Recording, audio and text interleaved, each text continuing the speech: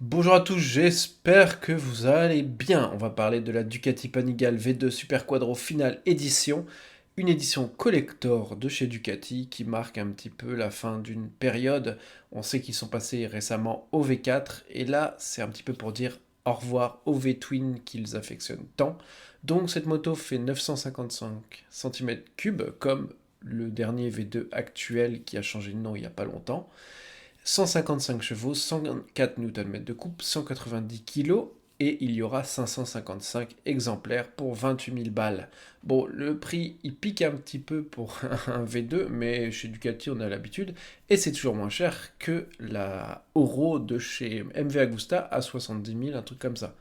Et franchement, elle est belle. On voit direct que c'est une italienne, hein. À chaque fois, je suis pas un super méga fan. Je préfère Aprilia à Ducati, même si j'adore les deux marques, il n'y a pas de souci. Mais j'avoue que, putain, les Italiens, ah là là, ils font des trucs magnifiques, que ce soit voiture ou moto, c'est toujours assez beau. Et je sais pas, pour les deux du fond qui ne sauraient pas, j'ai une petite anecdote sur Ducati. Vous savez, le Superbike américain, d'ailleurs, vous pouvez le retrouver sur une chaîne YouTube, c'est toujours assez ouf à regarder. Ils ont une chaîne YouTube, je crois que c'est Moto America. Je vous mettrai le lien si j'y pense en description ou si je le retrouve. Je regarde pas mal de vidéos, moi, sur ce modèle. Et les Ducati, quand ils ont sorti les V4, ils étaient tellement violents en compétition qu'ils ont dû les brider, du moins pour les lignes droites, trop puissants, et aucune autre moto n'arrivait à rivaliser, donc les motos Ducati ont été bridées à cette compétition. Voilà, c'était la petite anecdote. Enfin bon, tellement de modèles avec des noms différents et tout, moi je m'y perds un petit peu chez Ducati d'ailleurs. Je sais pas pour vous, dites-le moi en commentaire si vous vous perdez un petit peu pour cette marque, sur le nombre de modèles, le nombre de déclinaisons, etc. Mais moi, oui, un tout petit peu quand même, surtout sur les hypersports de chez eux. Voilà, on repart pour parler sur cette moto en particulier qui a un design vraiment côté course et qui reprend les couleurs emblématiques des sportives italiennes en compétition avec le Ducati Corset sur le côté, le V2, vous avez plein de petits trucs, les couleurs avec le numéro 1 dessus, etc. Oui, ça reprend vraiment les carénages qu'on peut voir en course, même si c'est souvent de la fibre, pour quand vous tombez appelé aussi un poly, hein, pour ceux qui font de la piste, voilà. C'est plutôt intéressant d'avoir ça sur vos motos. Vous avez bien entendu tout le package électronique de la V2 de base, donc vraiment tout ce qu'il y a de plus fou, anti-patinage, etc., etc. Vous pouvez regarder les vidéos qu'il y a sur la V2 de base, c'est exactement la même chose, sauf que là, on rajoute quelques petits trucs, mis à part les suspensions Öhlins et le cadre en monocoque.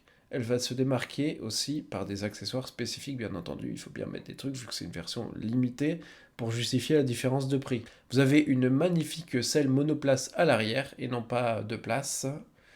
Des repose-pieds Rizoma en aluminium réglable, une batterie lithium, bon voilà, ça n'a rien de foufou maintenant, beaucoup de motos en ont, des poignées sport, une clé de contact et une animation de tableau de bord modifiée par rapport à la version de base. Et bien entendu, vous avez pas mal d'éléments en carbone. Ouais, je suis un peu excité, franchement, je la trouve juste sublime cette moto. Garde-boue avant et arrière, embout silencieux, protège-chaîne, protection de couvercle d'embrayage, protection de bras oscillants, protection d'amortisseur, tout ça, c'est full carbone. Et vous avez un kit circuit donc pour enlever la plaque d'immatriculation, voilà. Et les rétroviseurs avec une petite clé spéciale. Je crois que MV Agusta fait ça aussi. Vous avez bien entendu le numéro gravé sur le tête-fourche comme d'habitude pour ces 555 exemplaires. Et une housse personnalisée pour la moto. En tout cas, si vous avez 28 000 euros à dépenser, est-ce que ça vaudrait pas le coup? Est-ce que c'est pas une moto qui va prendre en valeur? Alors, je suis pas investisseur ni rien, hein, c'était juste comme ça une idée qui me passe par la tête. Mais il y a moyen qu'elle finisse par valoir la peau du cul, cette petite moto. Moi, je vous dis bye bye sur cette magnifique moto. À la prochaine pour une nouvelle vidéo. Bye bye les potes. Ou les riders. Je vous fais des gros bisous.